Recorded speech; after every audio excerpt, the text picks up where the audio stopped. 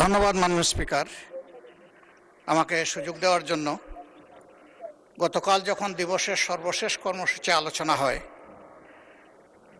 আলোচনার শেষ বক্তা ছিলেন মাননীয় আইনমন্ত্রী।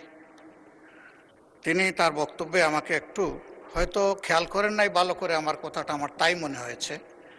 ইন্টেনশনালি উনি বলেছেন এটা আমি মনে করি না।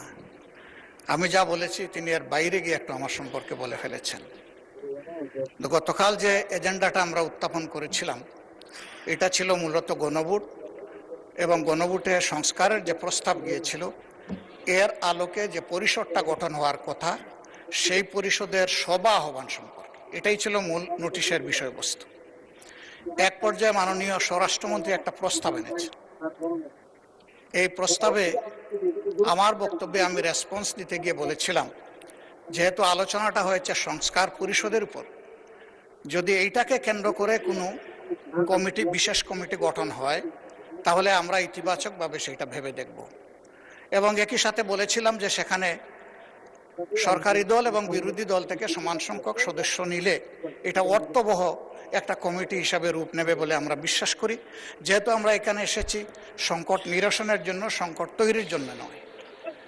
এর উত্তরে তিনি তার কথা বলেছেন। আমার বক্তব্য যেহেতু আগে হয়ে গেছে, বিষয়টা আমি ক্লারিফাই করলাম। কিন্তু যেহেতু এটা জন আকাঙ্ক্ষার বিষয়, গণভোটের বিষয়, প্রায় 70% মানুষের রায়ের বিষয়, আমরা প্রত্যাশা করেছিলাম যে আপনার মাধ্যমে প্রতিকার পাব এবং সিদ্ধান্তের জন্য আমি আপনাকে আহ্বান জানিয়েছিলাম। কিন্তু কোনো সিদ্ধান্ত হলো কিনা আমি বুঝতে পারি নাই। এই বিষয়টা আপনার কাছ থেকে আমি স্পষ্ট জানতে চাই। ধন্যবাদ মাননীয় স্পিকার। মাননীয় বিরোধী দলের নেতা, কালকের প্রস্তাবটি ছিল একটি মুলতবি প্রস্তাব। এটি আমার অনুপস্থিতিতে গৃহীত হয়েছিল। বাংলাদেশের 53 বছরের সংসদীয় ইতিহাসে মাত্র 3টি মুলতবি প্রস্তাব গৃহীত হয়েছে।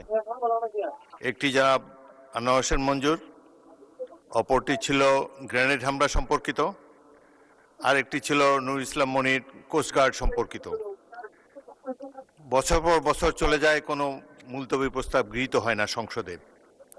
তারপরেও প্রাণবন্ত আলোচনার জন্যে ডেপুটি স্পিকারের সভাপতিত্বে মুলতবি প্রস্তাবটি গ্রহণ করা হয়েছিল।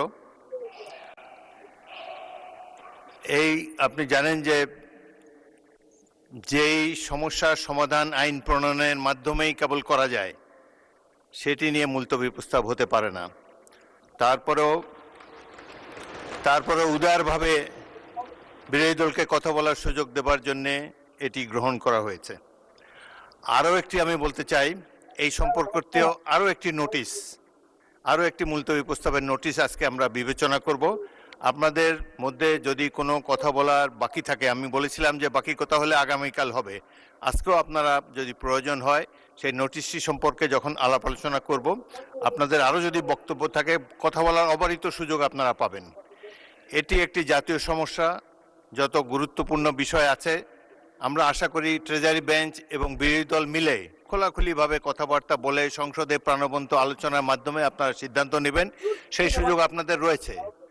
এটি মহান হাউস অব দি পিপল, আপনারাই ডিসাইড করবেন রুলস অফ প্রসিডিওর অনুসারে আমরা যাতে পরিচালিত হতে পারি। তো আমি বলেন। প্রতিকার চেয়েছিলাম। এ বিষয়টা কোনো দলের সাথে সম্পর্কিত না। যে বিষয়টা নির্বাচনের আগে সরকারি দল, বিরোধী দল সবাই একমত হয়েছিলাম, এর সপক্ষে কথাও বলেছি, ক্যাম্পেইন করেছি। আমরা প্রতিকার যে পেলাম না, এতে আমরা না, এতে দেশবাসীর তাদের রায়ের প্রতিফলন হলো না, মূল্যায়ন হলো না। আমরা বিরোধী দলে বসে এই অবমূল্যায়ন আমরা মেনে নিতে পারি না। এই জন্য তার প্রতিবাদে আমরা ওয়াকআউট করছি। মাননীয় বিরোধী দল নেতা, আপনি আমার বক্তব্য তো সম্পূর্ণ করতে দিলেন না। আমি আপনার পুরো বক্তব্য শুনেছি। আপনার ওয়াকআউট করা আপনাদের অধিকার, কিন্তু আমি বলতে চাই যে আজকে একটু পরে আরেকটি মুলতবি প্রস্তাব বিবেচিত হবে। সেখানে আমার মনে হয় যে আপনি আপনাদের প্রশ্নের উত্তর পেয়ে যাবেন এবং সেখানে মন খুলে আপনারা আরও কথা বলতে পারবেন। সুতরাং আমার অনুরোধ হলো আপনারা ওটা শোনেন, তারপরে যদি ওয়াকআউট করতে পারেন প্লিজ ফিল ফ্রি। তবে প্রস্তাবটির ভাগ্য কি নির্ধারণ হয় সেটি আপনি দেখার জন্য একটু অপেক্ষা করে দেখতে পারেন। বিরোধী দলের নেতাকে মাইক দেন। হ্যাঁ, ওই নোটিশটাও আমাদের নজরে আগে কিছুটা এসেছে এবং আমরা মনে করি যে মূল নোটিশকে চাপা দেওয়ার জন্য ওই নোটিশটা সামনে আনা হয়েছে। এই জন্য দুইটার প্রতিবাদেই আমরা এই সংসদ থেকে আপাতত মাননীয় বিরোধী দলের নেতা, ধন্যবাদ মাননীয় নোটিশই তো উত্থাপন হয়নি, আপনি কি করে বুঝলেন কোনটা চাপা দেওয়ার জন্য এটা করা হচ্ছে? আমি অনুরোধ করছি একটু ধৈর্য ধরে অপেক্ষা করেন, নোটিশের বিষয়বস্তু শুনেন, তারপরে আপনারা ফিল ফ্রি টু মাননীয় ওয়াক আউট। স্পিকার, আপনার অ্যাবসেন্সে এই হাউসে এই নোটিশটা পড়া হয়েছে, সংশ্লিষ্ট সদস্য এটা পড়েছেন, আমরা শুনেছি। এই জন্য আমরা বুঝে শুনেই বলছি যে এই দুই কারণেই আমরা এখন ওয়াকআউট করছি। আপনাকে ধন্যবাদ। নিশ্চয়ই সংসদীয় রীতি অনুযায়ী আপনারা ওয়াকআউট করতে পারেন, ফিল ফ্রি। ধন্যবাদ।